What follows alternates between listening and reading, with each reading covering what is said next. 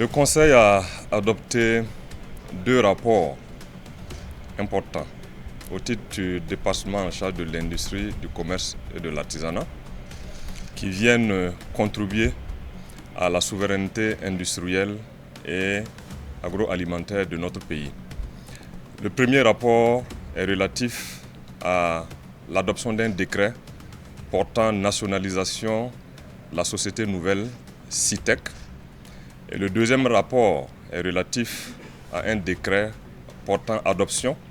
des statuts particuliers de cette société. La SNCITEC est une société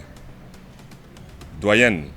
du paysage agroalimentaire et des unités industrielles oléagineuses de notre pays, créée en 1941 et qui a été privatisée courant 1995. Il s'agit d'une structure dont le fonctionnement impacte énormément le secteur de disponibilisation des stocks de produits, notamment les huiles alimentaires, les savons ainsi que les tourteaux pour bétail. Et du fait de son caractère stratégique et face à la volonté exprimée par l'actionnaire majoritaire, en rappel, il faut savoir que la structure en tant qu'unité d'économie mixte appartenait à 53% à un actionnaire majoritaire qui est Géocoton,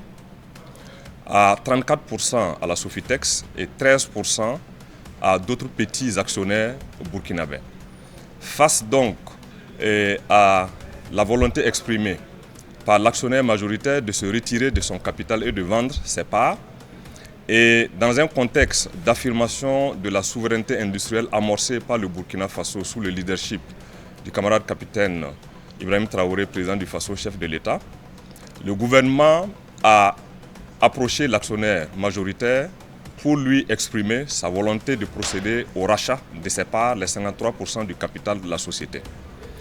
Les échanges ont été engagés et des négociations ont permis de procéder à l'évaluation de l'unité industrielle pour arrêter la valeur de l'action et faire une proposition de la valeur qui concerne les 53% de cet actionnaire majoritaire. Cependant, il y a certaines questions de désaccord qui sont apparues en lien avec une dette contractée par Géocoton, l'actionnaire majoritaire, sur la SNCITEC pour son propre compte, mais aussi en faveur de certaines de ses filiales au Burkina Faso et au Togo. Le gouvernement a voulu que ces questions, qui sont très importantes au regard des montants qui sont en jeu, puissent être transigées dans les négociations afin qu'on puisse les apurer. Mais le gouvernement a fait face au refus catégorique de cet actionnaire majoritaire d'accéder à la requête donc, qui permette de résoudre la question donc, de sa dette vis-à-vis de la société afin de permettre de prendre une entité qui puisse avoir toute sa posture et tous les leviers pour jouer de façon résolue son rôle de production et d'approvisionnement du pays en huile alimentaire, en savon et en tourteaux pour bétail. Et donc, dans ce contexte et avec l'approche de la campagne de production qui est en train de se profiler à l'horizon, et vu le risque que cette situation pas très claire puisse s'impacter sur la disponibilité des stocks au plan intérieur et donc sur les prix, le gouvernement a décidé, à travers ce conseil d'aujourd'hui, de procéder à la nationalisation de la société, donc disposer des leviers qui lui permettent de prendre la gestion stratégique de l'unité et donc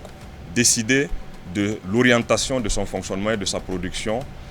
dans le paysage donc, économique et industriel de notre pays. Bien entendu, la procédure de dédommagement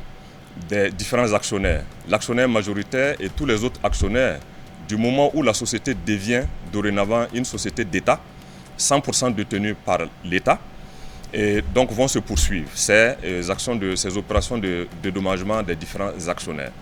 Et le deuxième rapport est relatif à l'adoption des statuts particuliers de cette unité industrielle qui, comme je l'ai indiqué, qui devient désormais une société d'État pour permettre à l'État de pouvoir agir pleinement dans ce secteur important de production d'un produit phare qui est grandement consommé par la population burkinabé, à savoir l'huile alimentaire, travailler à renforcer sa capacité de production pour disponibiliser une huile issus de la transformation de nos matières premières locales et s'insérer ainsi dans toute la dynamique de souveraineté et d'endogénisation de notre production nationale.